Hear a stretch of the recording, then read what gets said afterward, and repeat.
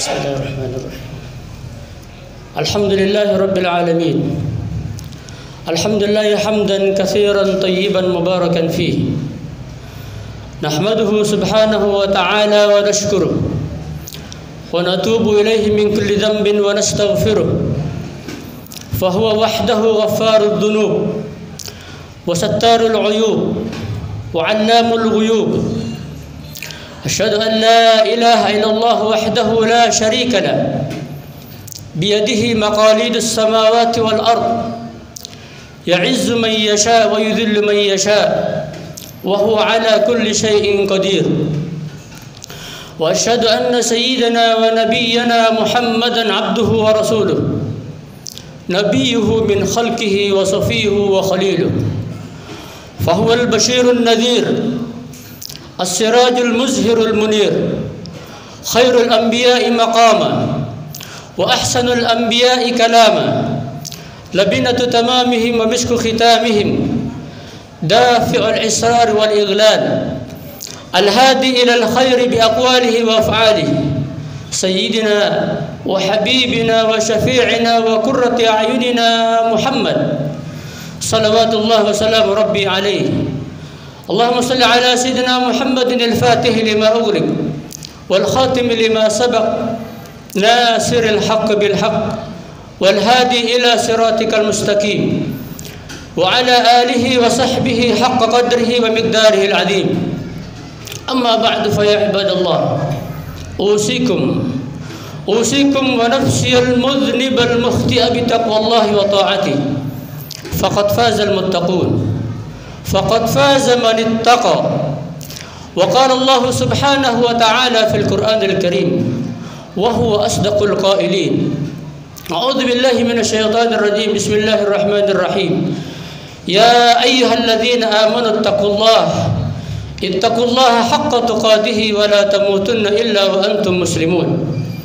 وقال: يا أيها الذين آمنوا اتقوا الله وقولوا قولا سديدا يصلح لكم أعمالكم ويغفر لكم ذنوبكم، ومن يطع الله ورسوله فقد فاز فوزا عظيما.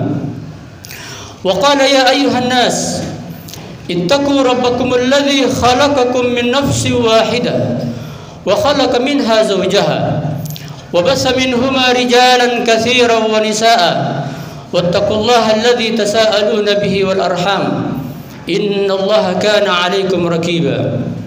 صدق الله العظيم وصدق رسوله الحبيب الكريم، ونحن على ذلك من الشاهدين والشاكرين، والحمد لله رب العالمين. Ma'asyarul hadirin rahimakumullah. Alhamdulillah tsumma alhamdulillah.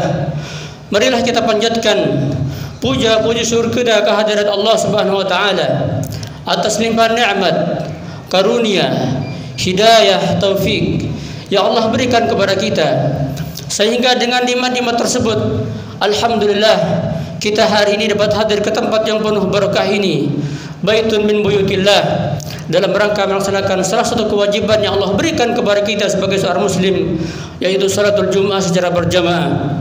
Dengan harapan mudah-mudahan kita minta kepada Allah amal ibadah yang kita kerjakan pada hari ini insyaallah akan diterima oleh Allah Subhanahu wa taala. Dan salawatullah wa salamu kita curah limpahkan kepada nabi kita Nabi Muhammad sallallahu alaihi wasallam.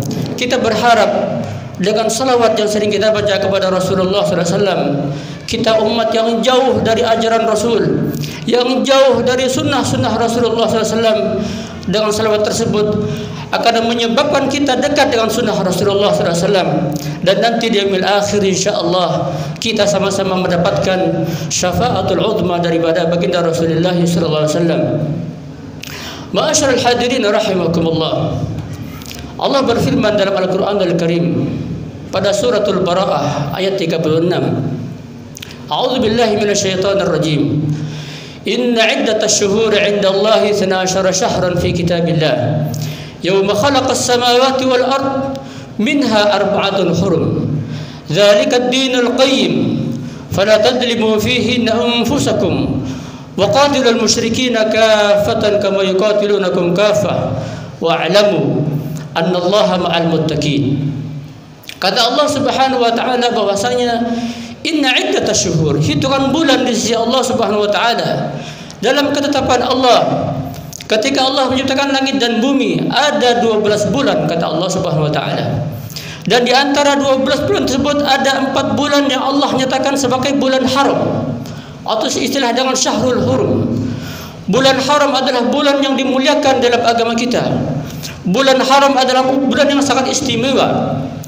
Di dalam Al-Quran Allah tidak menjelaskan tentang 4 bulan tersebut, akan tetapi kita dapatkan keterangan tersebut dalam hadis Rasulullah SAW yang diriwayatkan oleh Abu Bakrah, atau kama qala Rasulullah SAW, as-sanah 12 syahran minha 4 hurum, 3 mutawaliyat, Dzulqa'dah, Dzulhijjah, Muharram, wa Rajab Mudhar ma baina Jumada wa Sya'ban. Kata Rasulullah SAW, di antara 12 bulan tersebut ada 4 bulan yang dinyatakan sebagai bulan haram.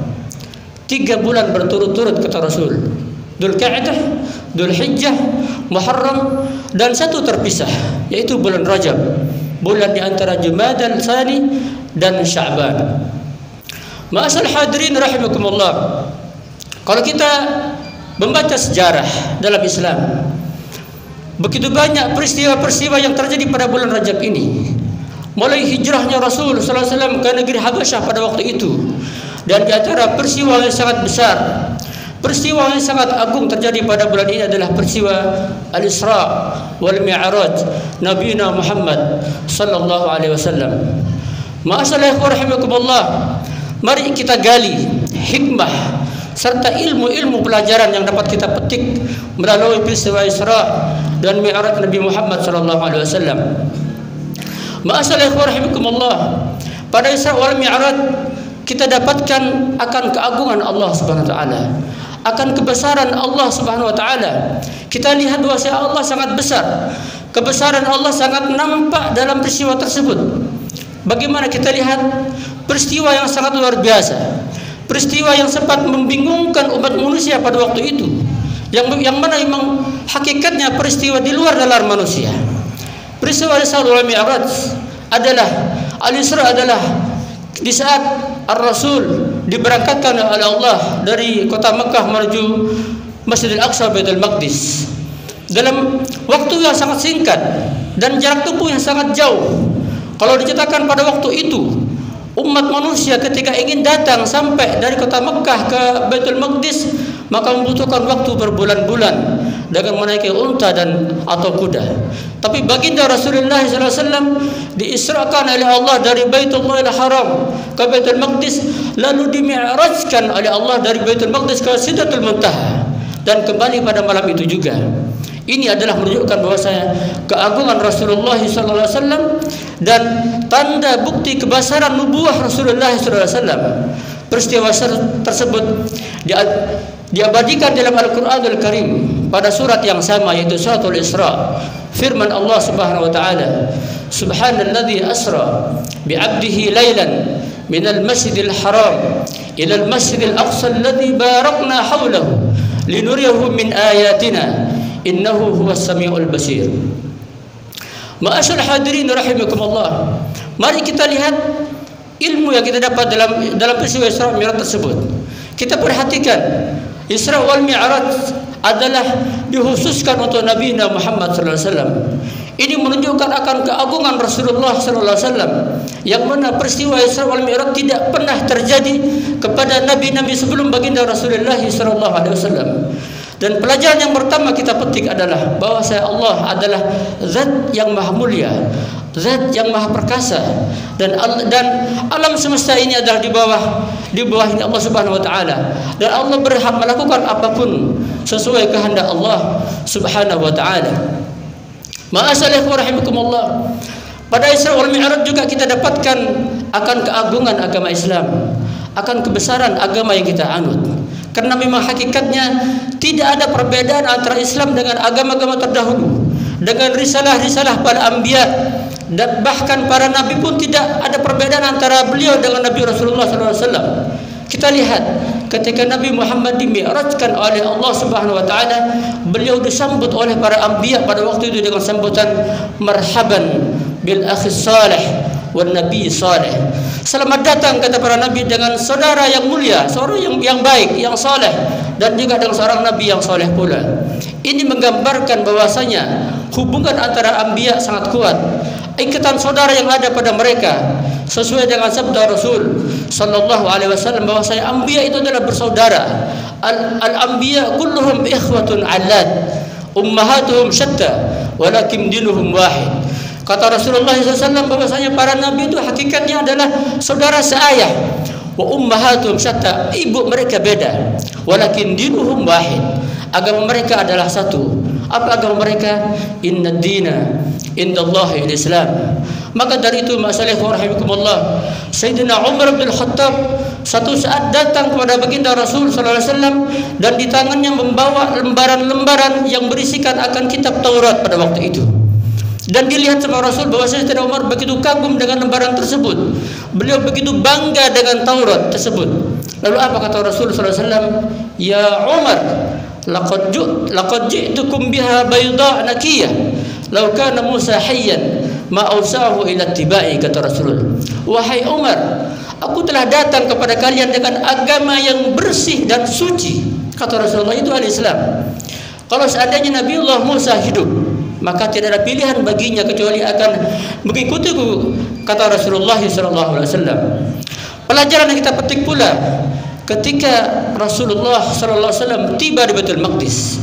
Kita lihat di situ berkumpul para nabi. Ada Nabi Allah Ibrahim yang digelar sebagai Khalilullah. Ada juga Nabi Allah Musa sebagai Kalimullah. Ada juga Nabi Allah Hud, Nabi Allah Nuh, dan juga para anbiya yang lain. Para nabi berkumpul untuk melakukan salat, yang mana pada waktu itu yang menjadi imam adalah justru baginda Rasulullah SAW. Fa'amamtuhum, kata Rasul, saya jadi imam bagi mereka. Bahkan dalam hadis dijelaskan, faja'ani Jibril fa'akhadha biyadayya faqaddamani lis-salati bihim. Kata Rasulullah SAW, pada saat itu maka Jibril datang kepada Rasulullah, dipegang tangan Rasul dan beliau diminta untuk jadi imam daripada anbiya pada waktu itu. Suatu kemuliaan yang dimiliki oleh Rasulullah SAW yang tidak pernah dimiliki oleh para anbiya yang lain. Satu ilmu, satu pelajaran yang kita petik adalah apa? Bahwasanya tidak ada perbedaan dan tidak ada keraguan akan keagungan Rasulullah SAW. Dan juga satu ilmu juga agar kita dianjurkan untuk mencontoh para nabi agar berkumpul dalam kebaikan dan takwa dan menjauhi segala perkara-perkara yang menyebabkan akan perpecahan dan perpecahan antara umat Nabi Muhammad SAW. Oleh-oleh yang Rasul bawa dari Isra adalah salat 5 waktu. Kalau kita perhatikan masalah warahmatullah, salat adalah satu perintah yang sangat mulia, salat yang sangat agung yang Allah berikan kepada umat Nabi Muhammad SAW. Ketika Nabi Allah Mi'raj, ketika Rasulullah Mi'raj, beliau menyaksikan para malaikat yang sedang melaksanakan tugas dari Allah Subhanahu wa taala. Di mana pada malaikat ada malaikat yang diperintahkan oleh sujud, maka dalam hidupnya sujud tidak pernah berhenti. Ada yang rukuk terus, iktidal terus. Lalu apa hubungan dengan salat yang Allah wajibkan bagi kita? Salat adalah perintah yang sangat agung untuk Nabi Muhammad SAW. Kalau malaikat hanya sujud saja, malaikat hanya rukuk saja, malaikat hanya iktidal saja, tapi kita umat Rasulullah satu salat kita di situ bisa rukuk, bisa sujud, bisa iktidal, dan sujud berkali-kali. Maka dari itu salat adalah perkara yang sangat penting bagi kita. Maka di situ Rasul pernah bersabda bagi kita, "Idza saluhat saluha sa'iru 'amali wa idza fasadat fasada sa'iru 'amali." Jika salat kita baik, kata Rasul, maka akan baik segala amalnya. Namun jika kita salat rusak, jika salat kita tidak diterima, maka akan rusak semua ibadah kita. Ma'asyiral rahimakumullah. Inilah yang sangat singkat yang dapat saya sampaikan dalam kesempatan sangat singkat ini. Mudah-mudahan Allah berikan kepada kita hidayah, Allah berikan kepada kita pertolongan agar kita terus mengkaji, memahami agama dan mengikuti sunnah-sunnah Rasulullah SAW, dan nanti insyaallah di yaumil akhir kita akan dibatikan di bawah panji baginda Rasulullah SAW. A'udzubillahi minasyaitonir rajim. Bismillahirrahmanirrahim.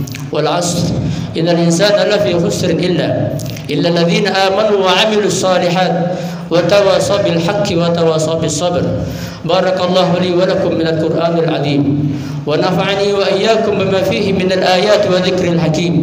أقول قولي هذا وأستغفر الله العظيم لي ولكم ولسائر المسلمين والمسلمات والمؤمنين والمؤمنات فاستغفروه إنه هو الغفور الرحيم.